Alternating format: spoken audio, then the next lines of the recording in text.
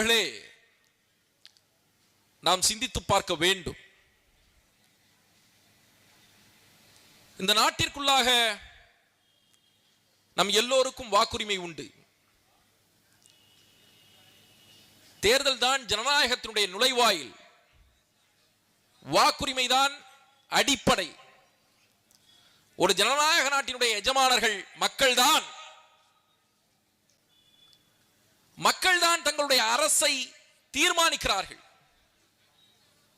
ஐநா அவையினுடைய ஒரு பிரகடனம் 1948 இயற்றப்பட்ட ஒரு பிரகடனம் என்ன சொல்கிறது என்றால், இந்த நிலத்திற்குள்ளாக உலகத்தில் மக்களின் ஆணைக்கு இணங்க உருவாகின்ற அரசுதான் மக்களாட்சி அரசு என்று சொல்கிறது.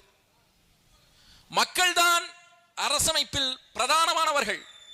எல்லாமும் மக்களிடமிருந்து, வாக்காளர்களிடமிருந்து, உங்களிடமிருந்து தான் தொடங்குகிறது. ஆனால் அது தெரியாத மக்கள், தங்களுடைய வாக்குரிமையினுடைய வலிமையை புரிந்து கொள்ளாத மக்கள், தங்கள் கைகளிலே இருக்கிற வாக்கு சீட்டை வைத்து என்ன செய்ய முடியும் என்று தெளிவற்ற மக்கள் தொடர்ச்சியாக இந்த நிலத்திற்குள்ளாக தவறான ஒன்றை தேர்ந்தெடுத்துக் கொண்டே இருக்கிறார்கள். மதிப்பிற்குரியவர்களே, நாங்கள் உங்களிடத்திலே சொல்கிறோம், ஒரு நல்லது ஒரு கெட்டது, இரண்டில் நல்லதை தேர்ந்தெடுக்கக்கூடிய வாய்ப்பு நமக்கு எப்பொழுதும் இருந்ததில்லை. நமக்கு வாய்த்தது இரண்டுமே கெட்டது. இந்த இரண்டையுமே புறந்தள்ள வேண்டும், குப்பை தொட்டியில் தூக்கி போட வேண்டும் என்பதுதான் மிகச்சரியான அரசியல் நிலைப்பாடாக இருக்க முடியும். இங்கே பேசியவர்கள் குறிப்பிட்டார்கள்,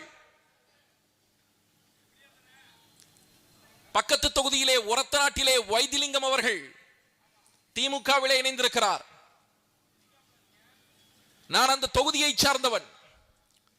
கிட்டத்தட்ட 30-40 ஆண்டுகளுக்கு மேலாக ஒரத்தநாடு தொகுதியினுடைய திமுக காரர்கள் அத்தனை பேரும் வைத்திலிங்கத்தை எதிர்த்து அரசியல் செய்திருக்கிறார்கள். ஆனால் அந்த வைத்திலிங்கம் இன்று திமுகவில் சேர்ந்தவுடன் அதே வைத்திலிங்கத்திற்கு சேவகம் செய்கிறார்கள்.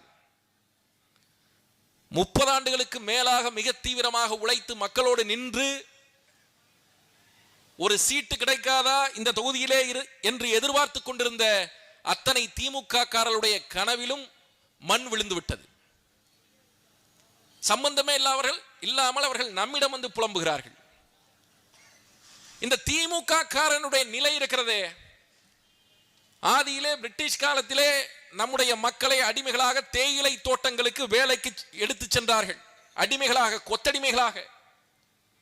முறையான ஊதியம் கிடையாது, வசதி கிடையாது, வாய்ப்புகள் கிடையாது, எதுவுமே கிடையாது. அங்கிருந்து வெளியேவும் வர முடியாது. அது போன்ற ஒரு இருட்டு வாழ்க்கை தான் தேயிலை தோட்டங்களிலே வேலை பார்த்த மக்களுக்கான வாழ்க்கை. அந்த வாழ்க்கையை விட கோரமாக, கொடூரமாக இருக்கிறது தமிழ்நாட்டில் திமுக காரனுடைய வாழ்க்கை. நீங்கள் சிந்தித்து பாருங்கள், அவன் படுகிற பாட்டை.